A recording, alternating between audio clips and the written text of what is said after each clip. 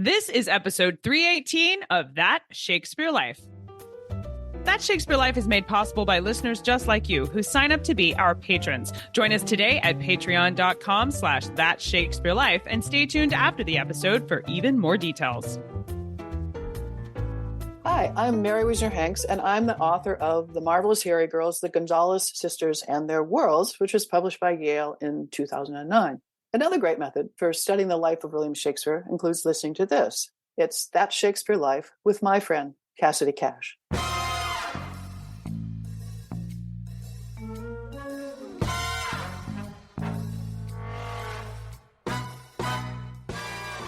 There was a huge appetite for how-to books, books of useful knowledge, and that included medical books. People wanted to know how to manage their bodies, how to manage their minds.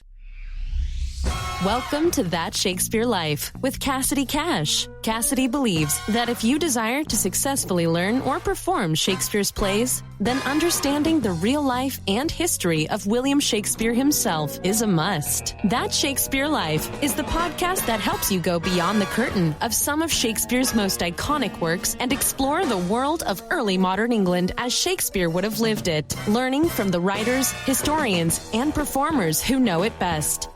And now, here's Cassidy. Throughout Shakespeare's plays, he references the mind over 400 times, including talking about having a quick mind, an unclean mind, and even being out of your mind. Understanding how your brain worked and what you as an individual could do to control it or respond to it was a hot topic for Shakespeare's lifetime. The rise in the publication of books meant that works by authors exploring this topic of the mind, melancholy, and reason were widely available, even directly influencing the works of playwrights like William Shakespeare. Here today to help us understand what the 16th century understood about neurology, dreams, and the imagination is our guest and the author of the book, The Elizabethan Mind, Helen Hackett. Helen Hackett is professor of English literature at University College London, with particular expertise in 16th and 17th century literature. Her most recent book, The Elizabethan Mind, is a study of how Shakespeare and his contemporaries thought about the mind in relation to the body, the soul, and the self, and how their turbulent debates on this subject shaped their radical literary innovations. Helen joins us today to discuss the research in this book, and you can find links to her work, The Elizabethan Mind, and more about Helen in the show notes for today's episode. Hello, Helen. Welcome back to That Shakespeare Life. Hi, Cassidy. It's great to be with you again.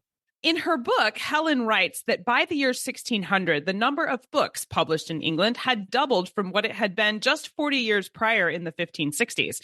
This increase in books expanded access to knowledge, and one particular kind of book being published were actually medical books. Helen, what are some examples of medical books published during Shakespeare's lifetime? And are the surviving examples akin to textbooks, or were they manuals, or maybe something else? Yeah, I think I would call most of them manuals, actually. I think one thing to be aware of is when we think about Elizabethan literature and the book trade, we probably think mainly about plays and poems, but actually there was a huge appetite for how-to books, books of useful knowledge, and that included medical books. People wanted to know how to manage their bodies, how to manage their minds. And really the trend starts in the 1530s with a writer called Sir Thomas Elyot, who's an official at the court of Henry VIII. And he writes a book called The Castle of Health. And his purpose in that is he wants to take medical knowledge, particularly the theory of the humours, which I think you and your listeners might have some familiarity with already, but he wants to kind of take that out of the universities and make it available to general readers. So he publishes this book of The Castle of Health, which is largely setting out humoral theory, and it's a huge bestseller, and it keeps on being reprinted throughout the 16th century. So I think it's almost certain that Shakespeare would have had some familiarity with it. And he's followed by other doctors who publish books. So, for instance, there's a physician called William Bullen, and he publishes a book called The Government of Health, similarly about, how do I manage my mind and body? And then we start to get books which sort of specialize more in understanding the mind. So in the 1570s, an author called Thomas Rogers publishes a book called The Anatomy of the Mind, which actually is not an anatomy book. It's an anatomy in the sense of, a book to help you understand the mind. And it's really a kind of guide to what he calls the passions and perturbations, or what we would call emotions. And then we get specialist treatises on melancholy. There's a huge fascination with melancholy in the period. So in the 1580s, Timothy Bright publishes a treatise on melancholy.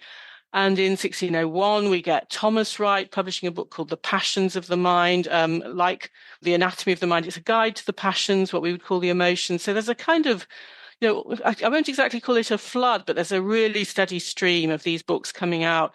And meanwhile, lots of continental medical books are getting translated and imported into England. Lots of classical books about medicine and the mind are getting produced in new translations. They're being brought into print often for the first time, so they're reaching a wider readership. There are new commentaries on authors like Aristotle and Plato being published. So just a whole range of different kinds of work about the mind. But yeah, I would say a lot of them are manuals. They are kind of guides to how to manage your own health, including your mental health. As so many of these books were about the mind and understanding how it worked or how to manage the mind, are we to understand that the Elizabethan period was undergoing a kind of mental health crisis? Why? Why was there such a desire to read about the mind in Shakespeare's lifetime? What was the undercurrent there? Yeah, I think there are lots of different forces converging, actually. And I think the kind of general climate is pretty much as you describe. I think I do tend to see it as a kind of collective mental health crisis, because if we think about the 16th century, there is just so much turmoil of different kinds going on. Obviously, there's a lot of political turmoil, often a lot of anxiety about the succession. There's war going on overseas. There's all the huge religious changes brought by the Reformation. So a lot of the certainties of the past are being swept away. There's economic change. There's social change. There's just huge change in every department of life. And I think that does create a lot of uncertainty and insecurity for people. So one response to that, perhaps a little bit similar to what we see in our own times, actually, is that people look within themselves. If I can't understand or control what's going on in this crazy world around me, maybe at least I can kind of look within and kind of work on understanding myself. And I think that's very much reinforced also by religious forces. So the Protestant Reformation brings emphasis on a personal relationship with God, a lot more emphasis on private prayer and meditation. And what's really important in 16th century Protestantism is trying to discover whether you've been saved, whether you can feel the signs of God's grace within you. So it's really important to look within and try and find that certainty of salvation. And then the Catholic Church also responds to that with the Counter-Reformation. So again, Catholicism turns towards a lot of kind of soul-searching, private prayer and meditation becomes really important in that church as well. And meanwhile, with all these classical works being rediscovered through the Renaissance, they also, philosophies like Platonism, Stoicism, which are being revived, they're also very much about thinking about what the mind is, looking into the mind, trying to understand the mind, trying to build strength of mind, trying to develop your reason to govern your passions and so on. So all of these currents come together. I think that there's a favorite saying which the Elizabethans get from a lot of those classical sources, which is nosce te ipsum, which means know yourself. And they really, I think, take that to heart. We find it repeated in a lot of Elizabethan texts. There's actually a whole poem called Nosce te ipsum by Sir John Davis, which he publishes in 1599. And in it, he looks into his own soul, or what we would probably call his mind, to try to understand it. He writes, "Myself am centre of my circling thought. Only myself I study, learn, and know." And I think that's really typical of writing that we're seeing towards the end of the 16th century. I like to call it a moment of the mind, because so much attention to this subject is going on at this time. Does this cultural debate over the mind and thinking show up in Shakespeare's plays? Does he ever use this kind of know yourself phraseology? Yes, I mean, that's a good question. I think it turns up in a lot of places. I mean, the whole know thyself thing is all over the place. I mean, Hamlet, in a way, is all about know thyself, isn't it? And we have Polonius saying, "This above all, to thine own self be true." It's a really prominent current of thought through many of Shakespeare's works. I think he's also engaging with some of the more specific topics within Inquiry to the Mind in his period. So one of the things that particularly interests me, one of the things I've thought about a lot, is how the Elizabethans thought about the imagination. because they think of that really differently from how we think about it. We tend to think of the imagination, we associate it with creativity, we think it's a really good thing, we celebrate it, we think the imagination should be as free as possible. They didn't think about it like that. They thought the imagination was deceptive, that it deluded you, that it led you astray, that it was full of wild fantasies, that it produced all sorts of wild dreams, and that it was really important for the imagination to be controlled by reason and not to be allowed to roam free. And I think Shakespeare's really important because he's actually really at the vanguard of new thinking about the imagination. I think he's really pushing forward a new understanding of the imagination where he does celebrate it. You know, he understands this because he's a playwright. He sees in his daily work what the imagination can do in the theatre when the words of the playwright, the performance of the actors, the imaginations of the audience are all working together. And in a way, his most prolonged meditation on that is A Midsummer Night's Dream, where, you know, right from the title down into the action of the play, he presents the whole play as like a dream. And of course, what is a dream? A dream is something produced by the imagination.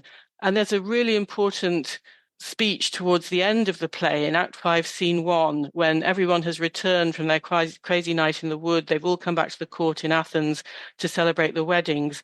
And Act 5 opens with Theseus, who is the Duke of Athens. So he's like the kind of proponent of reason. And he dismisses imagination. He says, oh, it's just shaping fantasies. He says, I never may believe these fairy toys. But then he has this long speech about it, which sort of, in spite of itself, turns into a kind of manifesto for the imagination. It's as if Shakespeare takes over the speech and is using it to put forward his own philosophy of imagination. And so he starts talking about the poet's imagination.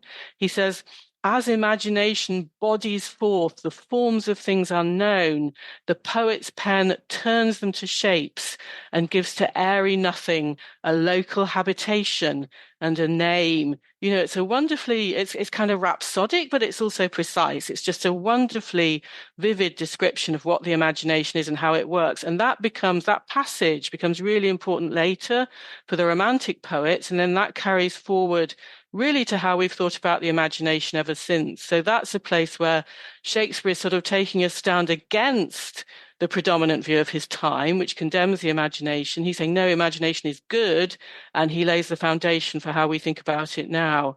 If there's time for me to give another example, is there time for me to give another example? Yes, absolutely. What's the other example? Well, I was going to talk also a little bit more about Hamlet, because as I've already briefly mentioned, another aspect of the mind that's a huge obsession actually in this period is melancholy. So amongst interest in the four humours, melancholy comes very much to the fore. There are lots of treatises on it published. They're really long. They go into lots of detail about all the different symptoms, all the different phenomenons of melancholy. There's one published actually in 1599, which is a translation of a French treatise on melancholy by André du Laurent, who is physician to the King of France. The way he describes melancholy, it's almost like a kind of template for Hamlet. We think Hamlet is written about this time, or maybe a year or two later, and du Laurent describes how the melancholic likes to be alone, he has suicidal thoughts, he can't sleep, he reads too much, he has uncontrollable thoughts of sadness. I mean, it's just Hamlet, basically. It really feeds into the play, I think, and the play also takes up the idea that melancholics, it goes back to imagination again, that melancholics have really overactive imaginations, that they tend to hallucinate, they have delusions, they see spirits, they see ghosts. And so we see with the ghost of old Hamlet, Hamlet's father, Shakespeare leaves it, I think, really deliberately ambiguous whether this spirit has some kind of external existence or whether it's just a figment of Hamlet's mind. So at the opening of the play, it seems to have an external existence because other characters see it on the battlements of Elsinore Castle before Hamlet does. But then once Hamlet sees it, he obviously has a special bond with the ghost, and he and the ghost go off to talk together. The ghost doesn't speak to anyone else. And by the time we have the closet scene, the famous closet scene where Hamlet is alone with his mother, accusing her, she can't see the ghost. The ghost is there. He can see it, but she can't. So by then, it does seem to be just a figment of his melancholic imagination. At the same time, he's not sure if it really is some kind of emanation of his father, or is it some kind of illusion sent by the devil? He says, the spirit that I have seen may be a devil, and the devil has power to assume a pleasing shape yea, and perhaps out of my weakness and my melancholy, as he is very potent with such spirits, abuses me to damn me. And that was very much current belief at the time, that melancholics were really prone to the devil invading their imaginations and making them see false things like visions and ghosts. So I think what Shakespeare does with all of this, these are all the kind of contemporary beliefs and debates of his time, and he uses them to leave it ambiguous whether the ghost is real or imaginary, is it benign, or is it from the devil? Hamlet isn't sure. We can never be sure. I think that all contributes to the uncanny effect of the ghost. Now, as you alluded to earlier, we have explored humoral balance of the body on our show previously, but Helen, I wonder how the balance of humors relates to the brain specifically for the 16th century. Was there an understanding of anything like neurology or brain function, especially in terms of it being independent from the rest of the body for Shakespeare's lifetime? I think the position is really complex because part of the sort of turmoil of the period, I've talked about the political and social and religious turmoil, but I think there's a lot of intellectual turmoil going on as well. There are different thought systems, if you like, all around competing and even conflicting with each other. So if we think about humoral theory, that actually gives us a really integrated model of how the mind relates to the body. So as you know, it's all about these four fluids, these four physical substances, which are thought to circulate in the body, and they affect the mind. They determine your temperament, they determine your fleeting state of mood from one moment to the next.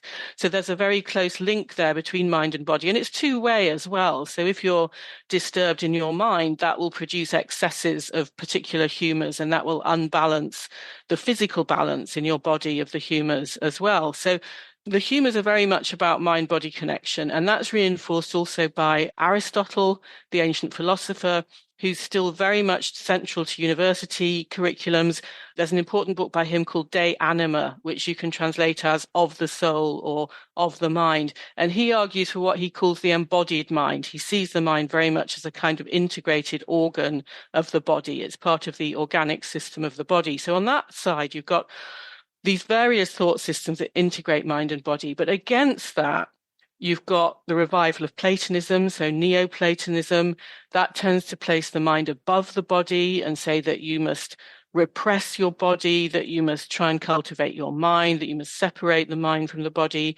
And similarly, Stoicism as well, which becomes very popular, that gets revived as Neo-Stoicism.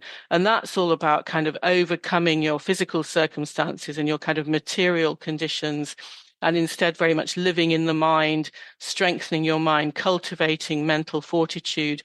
So those philosophies separate mind and body, and of course they combine with Christian traditions, which also tend to be ascetic. They tend to separate mind from body, to see the body as a sort of site of carnal appetites, which you have to repress or deny. And that's reinforced in this period again. There's a lot kind of swirling around. It's reinforced again by all the kind of discourse of martyrdom, because, of course, in the 16th century, we have significant numbers of martyrs on both sides, both Catholic and Protestant, who are tortured and who are killed horribly. And all the writing about martyrs, in all of that, they are quoted as always saying things like, do what you like to my body, I don't care. My mind is free, my soul is free, I'm rising above the body. So denying the body, transcending the body is very prominent in that particular branch of religious discourse as well. So I think all of this is kind of crossing over, competing, conflicting with each other. I think it's one reason why we get so much thinking and writing about the mind in the period, because writers are trying to reconcile these different models that don't really fit together.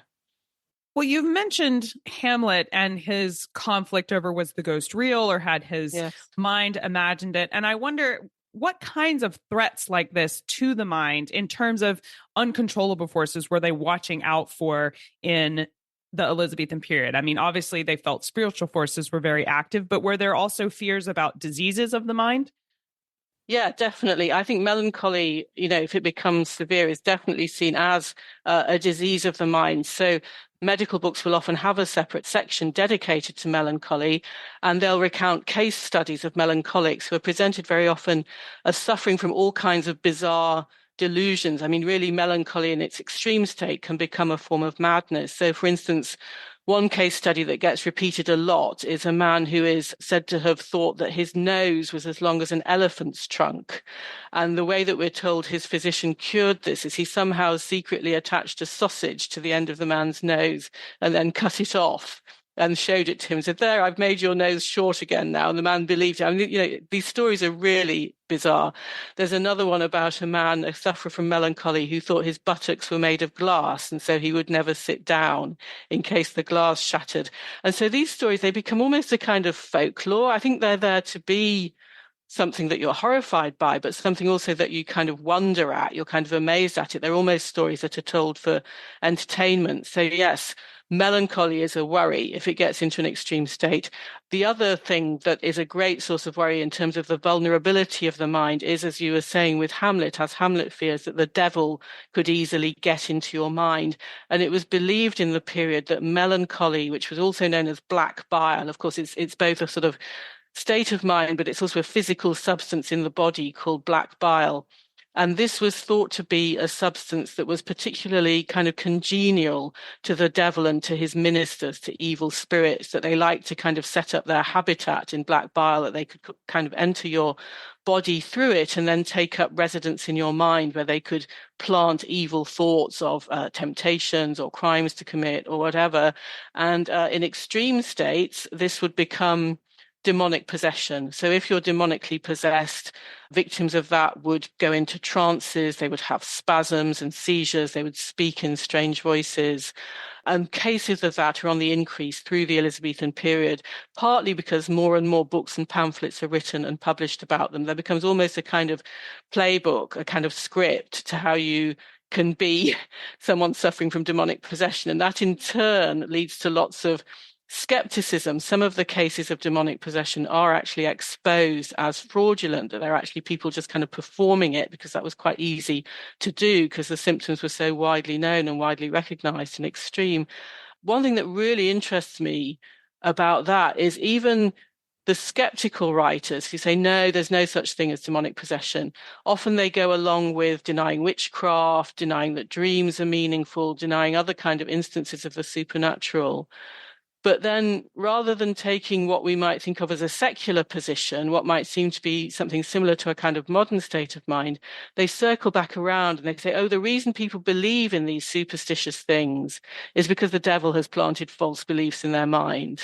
So believing in demonic possession is wrong, but you believe in it because the devil has made you superstitious. So it kind of circles back around on itself. Nobody's denying the devil in this period. It's a very religious period. There is no escape from the devil, whichever way you slice it. He's likely to get into your mind one way or another if you're not really, really vigilant. Well, we can recognize today that there's a connection between how we think and how we speak, but the English language as we know it today was still being defined during the early modern period. So what kind of relationship was there between thinking in the mind and communication out loud, or the art of rhetoric, for example? What did that look like for Shakespeare's lifetime? Yeah, it's a really close connection. I mean, rhetoric in a way, it is all about the art of putting thought into words. It's all about how do you take a thought process and communicate it in words so that you then recreate that thought process in the mind of your listener or your reader. So the connection between thought and words is something that people are thinking about really actively in the period. It's really important. And I think it's very much tied in. You know, we've talked about the whole kind of boom in printing and in the book trade that's happening in the late 16th century. Of course, that does include more books of literature being printed and, you know, really a whole kind of golden age of English literature being ushered in. And I think a lot of the reasons why literature in this period is so creative and so innovative is because writers are trying to find new ways of putting thought into writing, new ways of showing us in words what's going on inside the mind. And we can see that happening in different genres. So we see the rise in the late Elizabethan period of the sonnet. A sonnet is a really good way of, you know, it's this lovely kind of intense little capsule of poetry in which you can really delve into a moment of thought and really in concise form show a thought process. A sonnet is like a little kind of compressed argument. So it does kind of take you through a thought process. In prose fiction, we get more and more use of interior monologues where characters are debating moral dilemmas with themselves. And of course, in drama, what's really important is we get the development of the soliloquy. And of course, Shakespeare is a leading agent in that. There are other authors who are important, like Kidd and Marlowe, who start developing the soliloquy in the late 1580s, early 1590s. But then Shakespeare really takes up the torch and becomes the great kind of artist of the soliloquy through the 1590s, leading up to Hamlet. And what we see going on there is there's, to some extent, a legacy from older kinds of drama. So in medieval and early Tudor drama, you would get the mind represented in the form of allegory. So mental states like, or mental faculties like imagination, contemplation, wit and will, those kind of aspects of the mind, they would be externalized and they would be played as characters. There would be that kind of allegorical form, and that would often take the form of what's called psychomachia, which means battle for the mind or battle for the soul, where these different mental faculties would kind of do combat or debate with each other. What Shakespeare does is he kind of puts them all back into the mind. He puts them all back inside the head. So if we look at a soliloquy by someone like Hamlet or Macbeth, it's almost as if they're speaking in two or more different voices to themselves. They're taking up different positions. They're interrupting themselves. They're contradicting themselves. Those different voices of psychomachia have gone back inside and they've been taken into a single mind and a single voice. And then at the same time, they're being sort of shown outwardly again because this is being spoken, this is being performed on stage. So it's a new, sophisticated vehicle for actually dramatizing thought, taking something very internal and giving it an external form that we can all understand. Oh, I am fascinated by this look at the Elizabethan mind and how it was reflected in all the art forms that were present there during Shakespeare's lifetime. And I know we would love to explore this topic further. What are some of your favorite books or resources you can recommend we use to learn more? Well, if I may, I'd like to mention my own book, which is called The Elizabethan Mind, which came out in 2022 from Yale University Press. So that does cover a lot of the things we've talked about today and a lot more as well. So if people are interested in this subject, I hope they might be interested in having a look at that.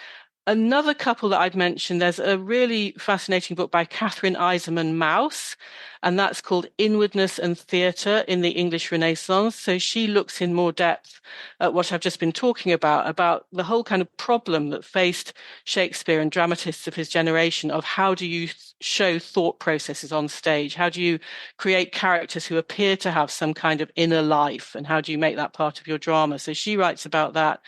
And then I would also recommend a book by Raphael Line called Shakespeare, Rhetoric and Cognition.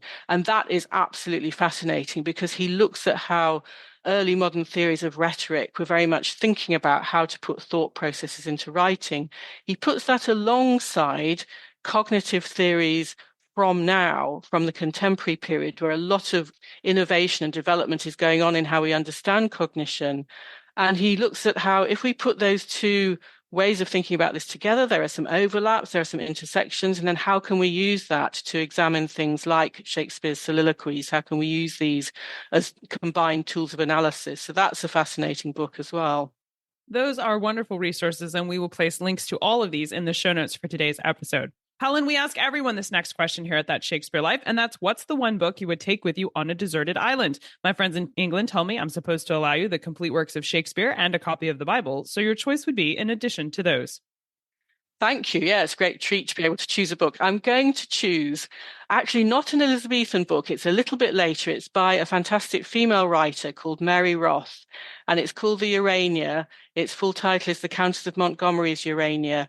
And it's a book actually that you and I have talked about before, but I want to say a bit more about it in this context because it's the first prose romance in English to be published that's by a woman, and it comes out in 1621. And in many ways, it builds on the legacy of Elizabethan literature because Mary Roth was niece to Sir Philip Sidney, who was author of the Arcadia and of Astrophil and Stella. So her romance has a sonnet sequence at the end as well, like his Astrophil and Stella. And really throughout, she is exploring how can you put the mind into writing. So the Urania is full of moments where her heroine Pamphylia will, for instance, stop to write a poem. It's a bit like if you think of a character in a musical stopping to kind of break into song to depict their state of mind or their emotional state, she breaks into a poem. Or she'll have a lot of the interior monologues of the kind I've talked about, where she's debating choices and dilemmas with herself. And then we have the sonnets at the end of the romance, which again are kind of delving deeply into her mind and her mental states. So I would love to have that with me on my desert island, because it's very long, it's very rich. There's a lot there to kind of get stuck into. Certainly a beautiful selection to go over while you're visiting your deserted island, and a great suggestion as a complement to our topic today as well. So I think that's a good selection. So what's next for you? What are you working on now that you're excited about? Yeah, I'm actually in the early stages of thinking about a book which grows out of my book on the Elizabethan mind. So the Elizabethan mind has one chapter on the female mind, on how that was thought about in the period. And then it also has a chapter on the imagination. There are lots of connections between those two chapters because women were thought to have particularly hyperactive imaginations. And we might think that that would equip them to be writers, to be authors. But actually the opposite was true, because as I mentioned earlier, the imagination was very much frowned upon. It was seen as something that was just kind of out of control and that you had to repress with reason. So, women were thought to be lacking in reason. They were too kind of high in imagination and in passions. All of this had to be suppressed. What I'm interested in is how is it that despite that, some amazing women like Mary Roth actually did get to write. They did assert themselves and say, no, I am going to write. And they did do creative writing. A lot of women in the period wrote religious texts, or they wrote translation. They didn't write what we might think of as imaginative works, but other women did. And so I want to look at how they achieved that and how they actually wield their imaginations. So Mary Roth will be one. Another will be Amelia Lanier, who's an important poet from the early 17th century. Another one will be Margaret Cavendish, the Duchess of Newcastle, who's an amazing writer from the mid-17th century, who writes on science, she writes poetry, she writes plays. She writes an amazing work called The Blazing World, which is like a kind of manifesto for the imagination. She imagines a whole alternative world. And she says, anyone can do this. You can do this in your imagination. So I want to look at women writing in fantastical genres like the dream vision, the romance, that kind of alternative world that Margaret Cavendish imagines. That's what I'm thinking about at the moment. That's what I'm excited about. This sounds like wonderful work about really fascinating women, and we will be waiting anxiously to hear what you uncover with this research. Thank you so much, Helen Hackett, for being here today and sharing the history of the Elizabethan mind with us and helping us understand this part of Shakespeare's life that much better. I've had fun talking with you. It's been a tremendous pleasure. I've really enjoyed it. Thanks so much, Cassidy. Find links to the resources mentioned in today's episode, along with more information about Helen Hackett's work and how you can follow what she's writing in the show notes for today's episode at CassidyCash.com/episode 318. While you're on our show notes page, if you would like a more in-depth look at the history we're talking about today, including portraits of some of the writers that Helen suggests, along with woodcuts and even digital copies of their books from the 16th century on these ideas of the Elizabethan mind that you can read online, then you can check out all of these things using the Become a Patron button to join or log in as a patron, and all the extras will expand right on the show notes page. Again, that URL for the show notes today is CassidyCash.com/episode 318. That's CassidyCash.com/EP318. That Shakespeare Life is made possible by listeners just like you who sign up to be our patrons. Patrons of our show get unlimited access to all of our detailed show notes, over 150 bonus episodes of our show, and special insider extras, including a video library, animated versions of Shakespeare's plays, and a collection of educator resources like hands-on history activity kits that help you take our podcast into your classroom. Find out more, explore all the extras, and sign up today at patreon.com/thatshakespearelife. That's patreon.com/thatshakespearelife. That Shakespeare Life is researched and produced by me, Cassidy Cash. Our audio engineer is Gary Mayholm. That's it for this week. Thank you for listening. I'm Cassidy Cash, and I hope you learned something new about the Bard. I'll see you next time. Bye-bye. Thank you for listening to That Shakespeare Life. As always, the best conversations happen after the episode over at CassidyCash.com. Become a part of a vibrant Shakespeare conversation by adding your voice over at the website. Until next time, remember, when you want to know William Shakespeare, you have to go behind the curtain and into That Shakespeare Life.